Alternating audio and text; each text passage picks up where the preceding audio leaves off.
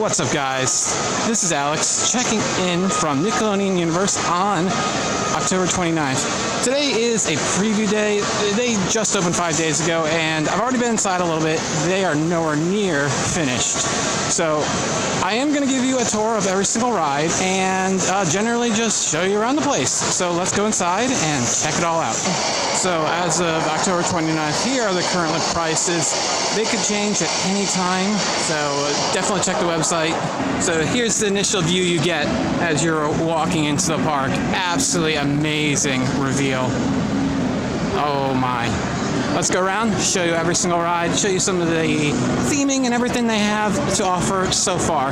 I will say, I will be going back to here once all three of the major attractions, the water park, the ski hill, and everything has opened, and give another review. So if you liked what I did, hit that subscribe button and come back in a few months to get a full in-depth tour of the entire complex when it's a little bit more complete.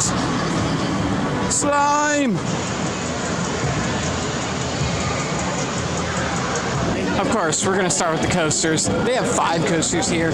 We're going to start with the big one, Teenage Mutant Ninja Turtles Shell Raiser. This is a coaster that's going to launch you and also drop you with the world's steepest drop. 7 inversions, over 3,000 feet of track, 141 feet tall, 121.5 degree first drop. That is beyond vertical. Store your belongings. The roads at Bikini Bottom can be a bit bumpy, so remember to keep your hands, arms, feet, and legs inside the bus at all times. Here we can see the green track of Shell Raiser, which is intertwined with the purple track of Shredder. This is definitely the headline of the park, so alright, let's move on to the next one. Alright, next up is the Shredder. This is going to be the world's longest spinning coaster. Incredible. I absolutely love all the themed rides they have to the Teenage Mutant Ninja Turtles. There's at least 4, which is absolutely fantastic.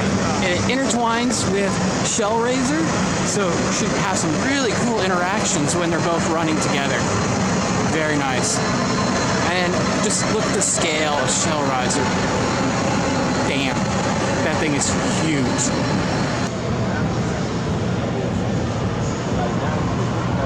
So, furthermore about Shredder, it is going to be 85 feet tall, and it is 2,247 feet long. Longest in the world. Usually I am very skeptical if the lengths are over exaggerated. This one feels like it's under exaggerated. This thing and Shell Raiser goes along the entire length of the left side of the park.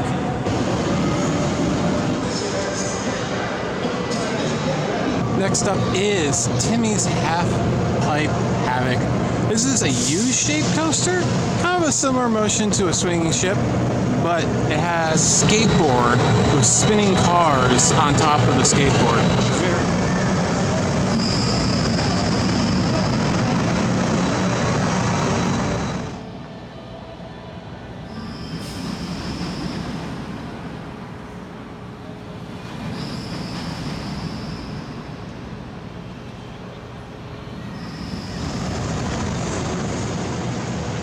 Themed to SpongeBob is Sandy's Blasting Bronco. This is a launch coaster going to launch you up, around, up, and around.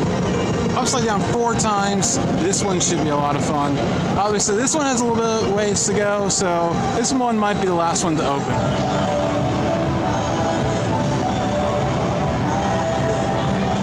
Last coaster we've come to is Nickelodeon Slime Streak. This goes all around the park. You've already probably seen it in plenty of shots, but very family friendly. Looks like a lot of fun.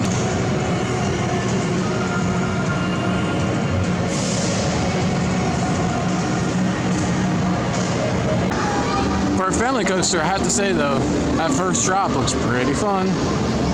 As I said, look for a full tour and review of the entire complex later this year or early next year. One unfortunate thing about Slime Coaster is one train, so being the family coaster, this one's gonna have long lines, so get to this one early.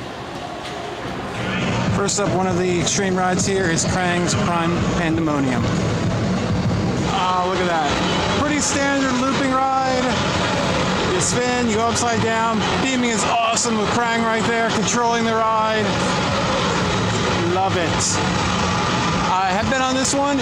You come so close to the ceiling when you're upside down. Fantastic placement of this one. So, what sets a theme park aside from like an amusement park is just some attention to detail. The operator's booth is themed to a phone booth. Simple, easy, fantastic, and that's what sets it apart. Themed to Avatar, here's Engin's Air Gliders, your air race type ride. Pretty standard ride, but themed absolutely wonderfully.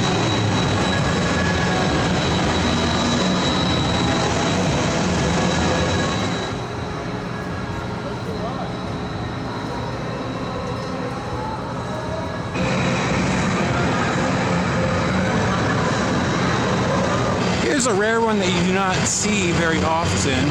Invader Zim's Flip and Spin of Doom. Kind of like bumper cars, but like a zipper, where you can actually rotate yourself around. Sometimes it has a mind of its own and does whatever the heck it wants, like right now. But really fun, very unique experience for sure. So, what has to be the absolute coolest test seat / photo op is the Skyline Screen. This is an S&S tower, tallest ride in the park. It actually has its own extension of a roof, and up there it's going to give you an absolutely fantastic view of New York City.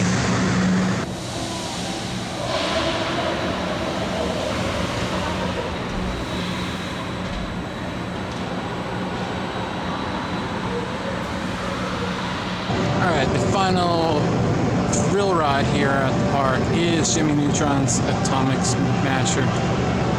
Let's go ahead and take a look at what this thing does. So Jimmy Neutron is kind of like actually experiencing a hamster ball.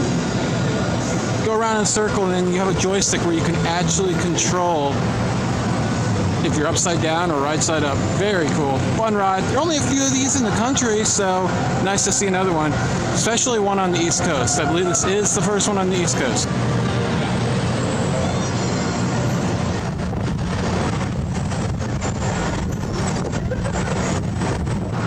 Another really cool attraction here is the Legends of the Hidden Temple Challenge. This is what I believe is the world's tallest ropes course at a theme park. Incredible how many levels there are. I love all the references to the show. Unfortunately, you can't see them on the ride itself, though. All the way up the top there on the 7th level is, of course, the Silver Monkey. Moving on to some of the family rides, here is SpongeBob's Jellyfish Jam. Your standard wave swinger type ride. Looks fantastic though. Check out the operator's booth. Next up is the park's carousel, which is Rugrats Reptar Go Around. Love some of the announcements that are themed to the rides, referring to the different shows and all that stuff. Awesome. And this carousel with the Reptars, oh, it's so good. It is so good. I love it.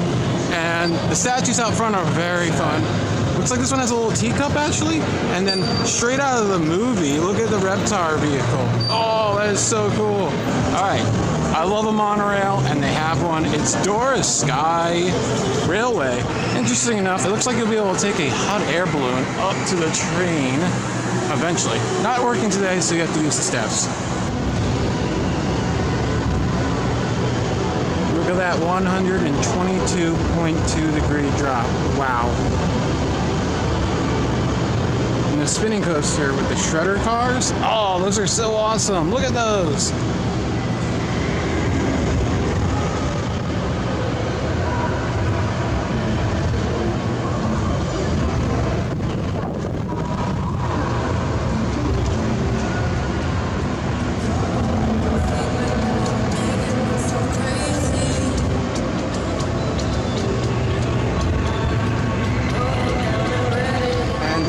goes that trolley all throughout the Nickelodeon universe.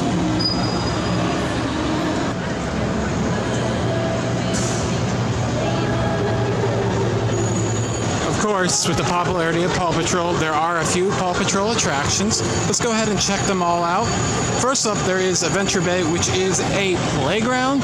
Looks like it has different levels for different age kids. So for toddlers up to like 5-year-olds or so. Very, very cool. Right in the center of the park.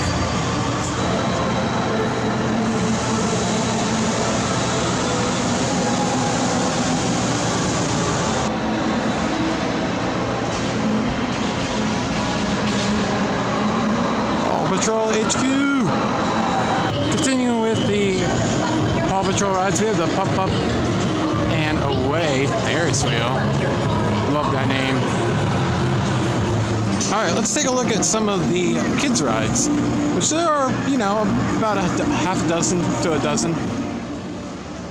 First up is the Bikini Bottom Crosstown Express.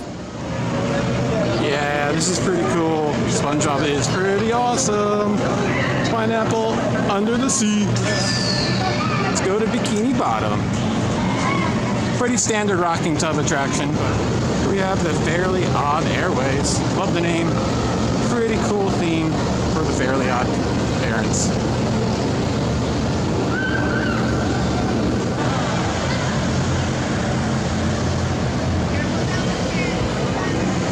Next up we have Shimmer and Shine Jumping Genies. Let's go ahead and take a look at this one. This is one of these little hop around things. Just goes around and the cars hop as it goes around.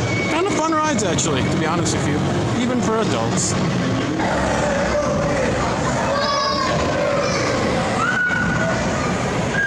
You're gonna find most of your kiddie rides right in front of the park, and then the more intense rides are towards the back.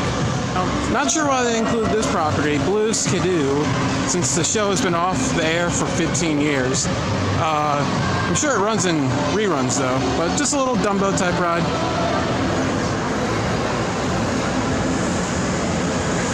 Now a more recent property is Blaze with the Monster Truck Rally. Awesome! Look.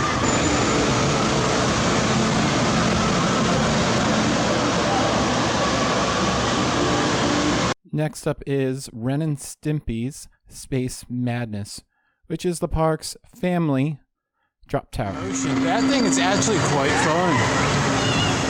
You actually got nice little pops of airtime. Alright, so it looks like in the future there will be some shows. Currently the food options are very, very few and far between, especially with the mall not open yet, and the store, which you would think would be like one of the first things you complete, is not ready yet. They do have, really the only food right now is Slime Time snacks, drinks, salads, wraps, sandwiches. Here are the prices currently. Not too bad. Lots of characters roaming around. Another turtle, Leonardo, woo! Mikey! Oh yeah, you're my favorite. Oh yeah, who's got the moves? Who's the party animal? You are.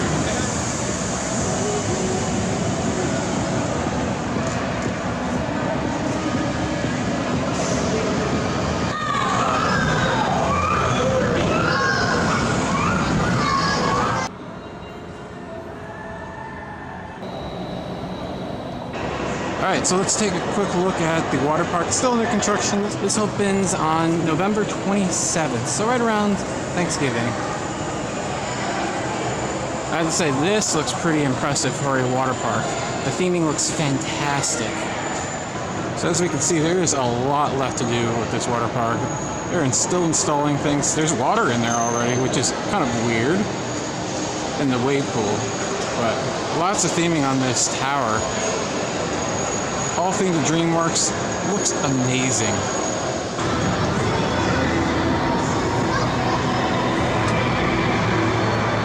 Alright, so that is our tour of Nickelodeon Universe as it stands 5 days into operation. During the preview period, it's got good bones to it, but there's definitely a lot more to go.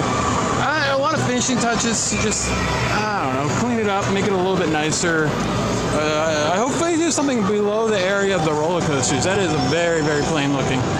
But as far as it goes, you know, we don't really know the admission price right now. It looks like it might be $80 once it fully opens, which is very expensive. So we'll see. As I said, not really reviewing it today, but I did have a nice time. So thank you so much for watching. See you next time. This has been Alex. Hit that like, subscribe, and comment button.